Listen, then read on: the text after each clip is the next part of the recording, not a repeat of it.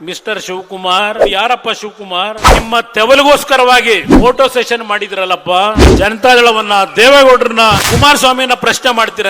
ನಾನು ವಿಧಾನಸಭೆಯ ಒಳಗೆ ಬರ್ಲಿಕ್ಕೆ ಸಾಧ್ಯ ಇಲ್ಲ. ಇವತ್ತು 224 ಜನ ಇವತ್ತೇನು ಮಾಜಿ ಶಾಸಕರು, ಹಾಲಿ ಶಾಸಕರಿದ್ದೀರಿ, ಆ ಕೂಸನ್ನ ಹುಟ್ಟಿಸಿದ್ದೀನಿ ನಾನು.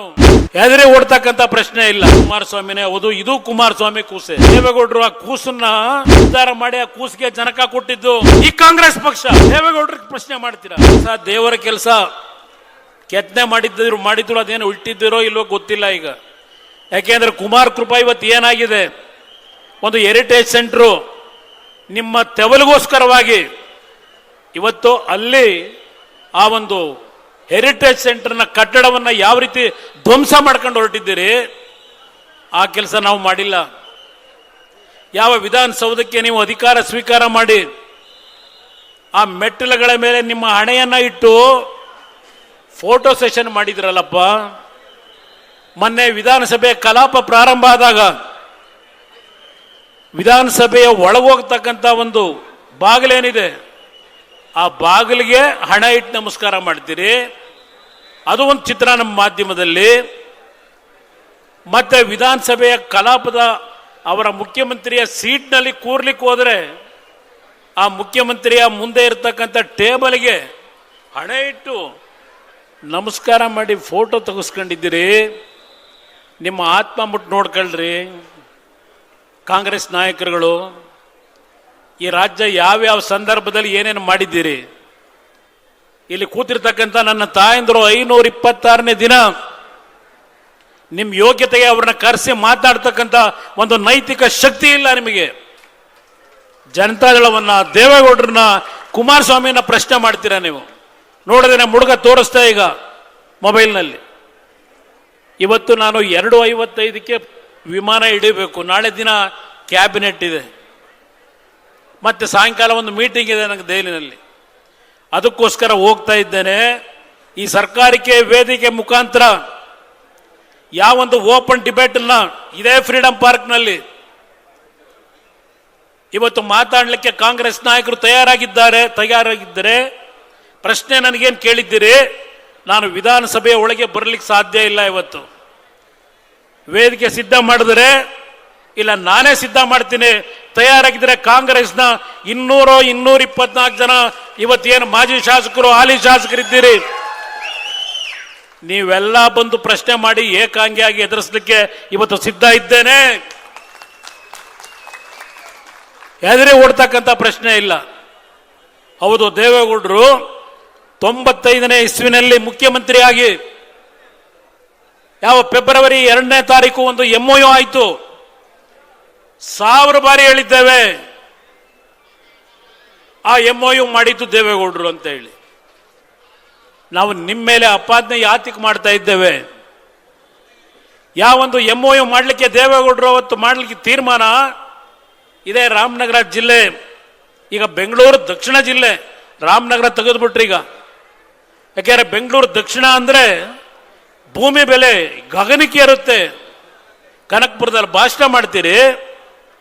ಯಾವ ನಮ್ಮ ರೈತರು ಬೆಂಗಳೂರು ದಕ್ಷಿಣ ಜಿಲ್ಲೆಯಲ್ಲಿ ಜಮೀನು ಮಾರಾಟ ಮಾಡಬೇಡಿ, ನಿಮ್ಮ ಬೆಲೆ ಆಕಾಶಕ್ಕೆ ಇರ್ತದೆ, ಗಗನ ಮುಟ್ಟುತ್ತೆ, ಮಾರಾಟ ಮಾಡಬೇಡಿ ಅಂತ ಹೇಳದಂತ ಮಿಸ್ಟರ್ ಶಿವಕುಮಾರ್, ಇವತ್ತು ಬಿಡದಿಯ ನನ್ನ ರೈತರು ಯಾವೊಂದು ಕೃಷಿಯನ್ನು ಮಾಡ್ತಾ ಇದ್ದಾರೆ, ಹಾಲನ್ನು ಉತ್ಪಾದನೆ ಮಾಡಿ ಇವತ್ತು ನಿಮ್ಮ ಬೆಂಗಳೂರು ಡೈರಿಗೆ ಆಗ್ತಾ ಇದ್ದಾರೆ.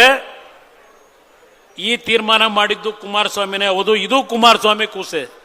ಇದು 1000 ಬಾರಿ ಹೇಳಿದ್ದೆ ನಾನು.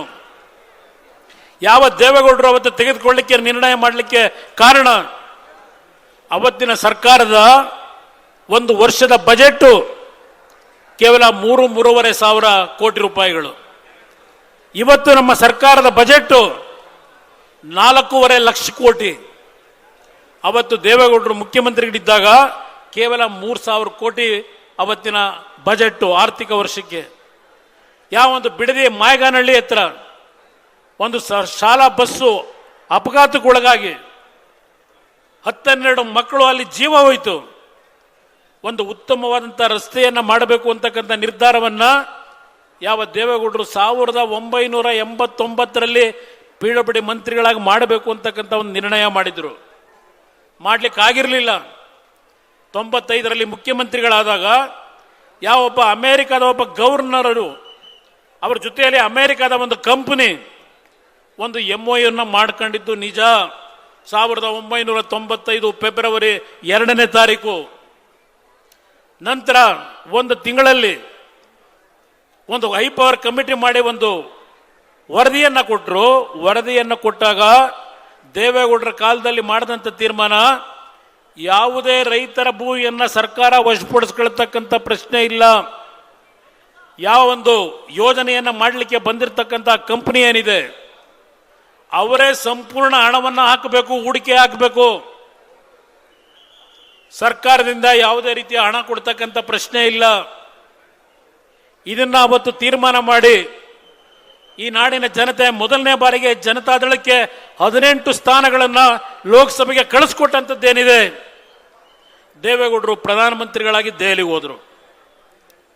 ನಂತರದ ದಿನಗಳು 97ನೇ ಇಸ್ವಿ ಏನೇನು ತೀರ್ಮಾನಗಳನ್ನು ಮಾಡಿದ್ರಿ ಈ ನೈಸ್ ಪ್ರಾಜೆಕ್ಟ್ನಲ್ಲಿ, ದೇವೇಗೌಡರು ಆ ಕೂಸನ್ನ ಜನನ ಕೊಟ್ಟಿದ್ದು ಒಳ್ಳೆಯ ಮಾರ್ಗದಲ್ಲಿ ನಡಿಬೇಕು ಅಂತಕ್ಕಂಥ ನಿರ್ಧಾರ ಮಾಡಿ ಆ ಕೂಸಿಗೆ ಜನಕ ಕೊಟ್ಟಿದ್ದು.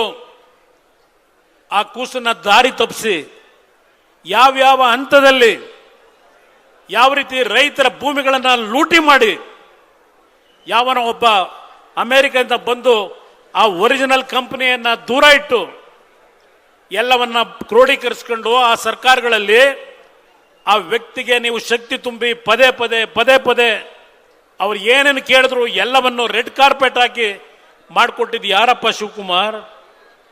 ಯಾವೊಂದು BMICPA 1999ರಲ್ಲಿ UD ಮಂತ್ರಿಯಾಗಿ, ನಗರಾಭಿವೃದ್ಧಿ ಮಂತ್ರಿಯಾಗಿ ಆ ಒಂದು BMICPA ಯೋಜನೆಯ ಚೇರ್ಮನ್ ಅಥಾರಿಟಿ ಮಾಡಿ ರಚನೆ ಮಾಡಿ ಆ ಒಂದು ಅಥಾರಿಟಿಗೆ ಅಧ್ಯಕ್ಷ ಸ್ಥಾನದಲ್ಲಿ ಕೂತು ಕೆಲಸ ಮಾಡಿದವನು ಯಾರು? ಇದೇ ಈಗಿನ ಮುಖ್ಯಮಂತ್ರಿ ಶಿವಕುಮಾರ್. ಯಾವ 20,000 ಎಕರೆ ಫ್ರೇಮ್ವರ್ಕ್ ಅಗ್ರಿಮೆಂಟ್ ನಲ್ಲಿ ಸುಪ್ರೀಂ ಕೋರ್ಟ್ ಹೈಕೋರ್ಟ್ ಆದೇಶ ಕೊಡ್ತು, ನೀವು ಏನೇ ಕಾರ್ಯಕ್ರಮವನ್ನ ಆ ರಸ್ತೆ ಯೋಜನೆ ಮಾಡಬೇಕಾದ್ರೆ ಆ ಫ್ರೇಮ್ವರ್ಕ್ ಅಗ್ರಿಮೆಂಟ್ ನ ಒಳಪಟ್ಟು ಕೆಲಸವನ್ನ ಮಾಡಬೇಕು ಅಂತ ತೀರ್ಮಾನ ಏನು ಕೊಟ್ಟಿದ್ರು. ಆ ಸುಪ್ರೀಂ ಕೋರ್ಟ್ನ ಆದೇಶಗಳನ್ನ ಹೈಕೋರ್ಟ್ನ ಆದೇಶಗಳನ್ನ ತಿರುಚಿ ಆ ವ್ಯಕ್ತಿಗೆ ಮಾರಾಟ ಮಾಡಿ ನಿಮ್ಮ ಬದುಕನ್ನ ಜೀವನ ಮಾಡ್ತಿರ್ತಕ್ಕಂಥ ಈ ಕಾಂಗ್ರೆಸ್ ಪಕ್ಷ ಕುಮಾರಸ್ವಾಮಿಗೆ ಪ್ರಶ್ನೆ ಮಾಡ್ತೀರಾ? ದೇವೇಗೌಡರಿಗೆ ಪ್ರಶ್ನೆ ಮಾಡ್ತೀರಾ? ಏನಪ್ಪ ಮಾಡಿದೆ? 20,000 ಎಕರೆ ಭೂಮಿ ಆ ಟೌನ್ಶಿಪ್ಗಳು 5 ಟೌನ್ಶಿಪ್ ಮಾಡಬೇಕಾಗಿತ್ತು. ಆ ಒಂದು ಅಗ್ರಿಮೆಂಟ್ ಪ್ರಕಾರ ನೀವೇನು ಮಾಡದಪ್ಪ? 20,000 ಎಕರೆ ಇದ್ದದ್ದನ್ನ ಬೆಂಗಳೂರು ಮೈಸೂರಿನ ರಸ್ತೆ 111 ಕಿಲೋಮೀಟರ್ ಏನಾಗಬೇಕಾಗಿತ್ತು?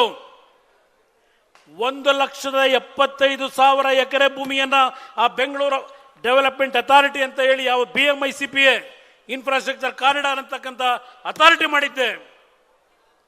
ಆ ಅಥಾರಿಟಿ ಮುಖಾಂತರ 20,000 ಎಕರೆ ಇದ್ದಂಥ ಭೂಮಿಯನ್ನ 1,75,000 ಎಕರೆ ಭೂಮಿ BMICPA ಬಂದು ಇಲ್ಲಿ ನೀವು ಏನೇ ಕೆಲಸ ಮಾಡಿದ್ರು ಅನುಮತಿ ತೆಗೆದುಕೋಬೇಕು ಅಂತೇಳಿ ತೀರ್ಮಾನ ಮಾಡಿ ರೈತರನ್ನ ಬೀದಿಗೆ ತಂದು ನಿಲ್ಲಿಸಿದ್ದು ದೇವೇಗೌಡರು ತಂದು ನಿಲ್ಲಿಸು ಅಂತ ಹೇಳಿದ್ರ. ಆ ಕೂಸನ್ನ ಹುಟ್ಟಿಸಿದ್ದೀನಿ ನಾನು. ಇದರಲ್ಲಿ ಆ ಕೂಸಿನ ಹೆಸರಿನಲ್ಲಿ ನಿಮಗೆ ಬೇಕಾದಂಗೆ ಈ ರಾಜ್ಯದ ರೈತರನ್ನ ಒಕ್ಕಲೆಬ್ಸಿ ಲೂಟಿ ಮಾಡಿ ಅಂತ ಹೇಳಿ ದೇವೇಗೌಡರು ನಿಮಗೆ ಹೇಳಿದ್ರ. ಬನ್ನಿ ಚರ್ಚೆ ಮಾಡಕ್ ಸಿದ್ಧ ಇದ್ದೇನೆ. ಏನೋ ಒಂದು ಕಾಂಗ್ರೆಸ್ನ ಪಕ್ಷದ ವತಿಯಿಂದ ಮಾಧ್ಯಮದ ಸ್ನೇಹಿತರು ಮುಂದೆ ಒಂದು ದೀರ್ಘವಾದ ಪತ್ರದ ಪ್ರಕಟಣೆ. ಎಸ್, ದೇವೇಗೌಡರೇ ಮಾಡಿದ್ದು. ಯಾವೊಂದು ಬೆಂಗಳೂರು ಸಿಂಗಪುರ ಮಾಡ್ತೀವಿ ಅಂದ್ರೆ ಬೆಂಗಳೂರು ಜಲಾವೃತವಾಗಿ ನಿಲ್ತಕ್ಕಂಥ ವಾತಾವರಣ, ಬೆಂಗಳೂರು ನಗರದಲ್ಲಿ ಜಲಾವೃತವಾದಂಥ ಕಾರಣ ಇದೇ ಈಗಿನ ನಗರಾಭಿವೃದ್ಧಿ ಮಂತ್ರಿಯಾಗಿ ಈಗಿನ ಮುಖ್ಯಮಂತ್ರಿ ಮಹಾನುಭಾವ ಅವರ ಮಹಾನ್ ನಾಯಕರು ಸಿಂಗಪುರ ಮಾಡ್ತೀವಿ ಅಂದರು. ಯಾವೊಂದು JP ನಗರ ಬಡಾವಣೆ 5 ಅಡಿ ನೀರು ನಿಲ್ತಾ ಇದ್ದು 2006 ನಾನು ಮುಖ್ಯಮಂತ್ರಿ ಆದಾಗ ಆ ಸ್ಥಳಕ್ಕೆ ಭೇಟಿ ಕೊಟ್ಟು ಪುಟ್ಟೇನಹಳ್ಳಿ ಭಾಗದಲ್ಲಿ ಯಾವ ಒಂದು ಕೆಲಸವನ್ನು ಮಾಡದೆ ಇವತ್ತು ಅಲ್ಲಿ ನೀರು ನಿಲ್ಲೋದಿಲ್ಲ. ಬೆಂಗಳೂರಿನ ಯಾವುದೇ ಭಾಗದಲ್ಲಿ ಇವತ್ತು ನೀರು ಜಲಾವೃತವಾದರೆ ಆ ಪುಟ್ಟೇನಹಳ್ಳಿನಲ್ಲಿ ಇವತ್ತು ನೀರು ನಿಲ್ಲೋದಿಲ್ಲ. ಇದು ಕುಮಾರಸ್ವಾಮಿ ಮಾಡಿದ ಕೆಲಸ. ನೀವು ಮಾಡಿದ್ದೇನು ಮಾಡಿದ್ರಪ್ಪ? ಮಹಾನ್ ನಾಯಕರು